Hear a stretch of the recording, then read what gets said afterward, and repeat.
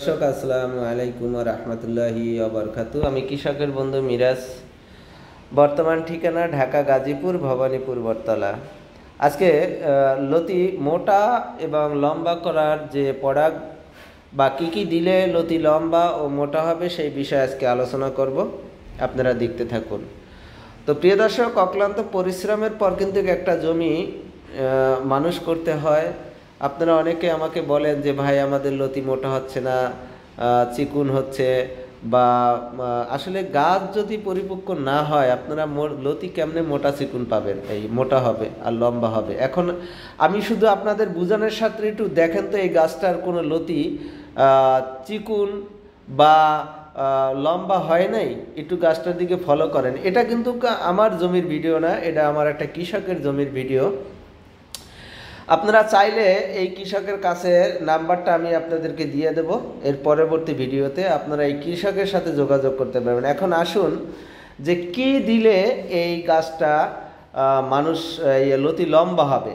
লতি লম্বা হওয়ার কিছু প্রোডাক্ট আছে, জিব্রেকেল অ্যাসিড নামে পরিচিত, অর্থাৎ যেমন বারন্ত ট্যাবলেট, তারপর পুষ্টিকোনা, তারপর সিলেটের জিঙ্ক, পাওয়ার, তরাস, এ ধরনের জিব্রেকেল অ্যাসিড নামে এগুলো পরিচিত।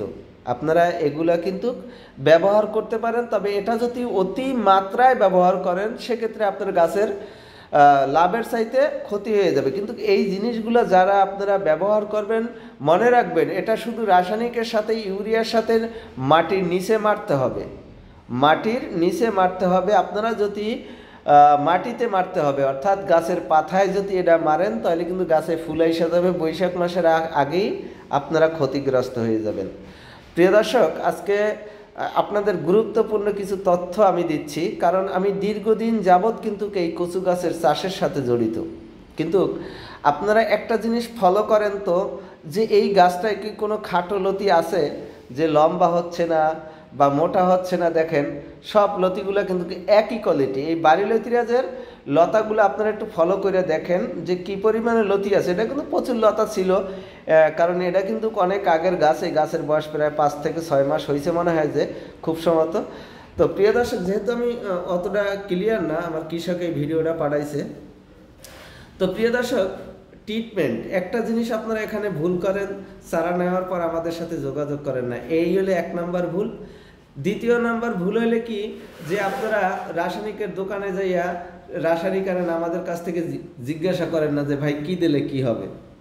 এটা 2 নাম্বার কথা। 3 নাম্বার কথা হলো কি, যে আপনারা নানান জায়গায় ফোন দিয়ে নানান মানুষকে হয়রানি করেন, এগুলো ঠিক না ভাই। আমরা এই চাষের সাথে জড়িত, আপনি ধৈর্য ধরেন না, আপনি ধৈর্য না ধরলে কখনো সফলতা অর্জন করতে পারবেন না। রাগের জমিতে কখনো ধান কিন্তু হয় না। এই বিষয়টাই আপনাদেরকে বোঝাতে চাচ্ছি, যে আসলে আপনারা আমি সুন্দর করে বলতেছি, যে ক্ষেত্রে আপনারা অনেক ভিডিও দেখেন। আসলে আমি ছোটোবেলা থাকতেই এই কচু গাছের সাথে জড়িত, কিন্তু আপনারা একটু ফলো করেন তো, এই জমিটায় কোনো খাটো লতি বা লতি লম্বা হচ্ছে না। দেখেন ডিগার মধ্যে থেকে বাইরে ঝুলে পড়ে রয়েছে, তাহলে এর চাইতে আর কি লতি লম্বা হবে? এর চাইতে যদি বেশি লম্বা হয় সেটা বাজারে চলবে না, সেটা বাজারজাত করলেও আপনি ভালো একটা দাম পাবেন না। আসুন এইবার আর একটা গুরুত্বপূর্ণ কথা বলি। এখন আমাদের এই কচুর জন্য কেমন জমির প্রয়োজন? এই লতিরাজ কচুর জন্য জমির প্রয়োজন যেখানে পানি দেওয়ার ব্যবস্থা আছে, পানি ছাইড়া দেওয়ার ব্যবস্থা আছে। দেখেন, আমার চারা বেচা বড় কথা না, আমার বড় কথা হলো যে এটা কৃষকের সঠিক পরামর্শ দেওয়া।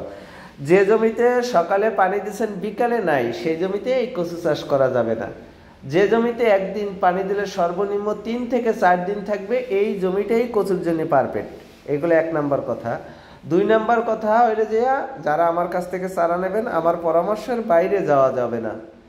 3 নাম্বারের কথা হলে যে আমার সাথে 10 দিন পর পর 15 দিন পর পর যোগাযোগ রাখতে হবে। কারণ কি, ছোটোবেলা থেকে এই কচু গাছের সাথে জড়িত আমরা যেহেতু, সেক্ষেত্রে আমার চাইতে জাত দেখেন, এখানে অনেক জাত আছে, যশোর, নাটোর, বাড়ি লতিরাজ, বাড়ি 14, বোম্বাই লতিরাজ, ফেমাস, আলমের মোতা কচু।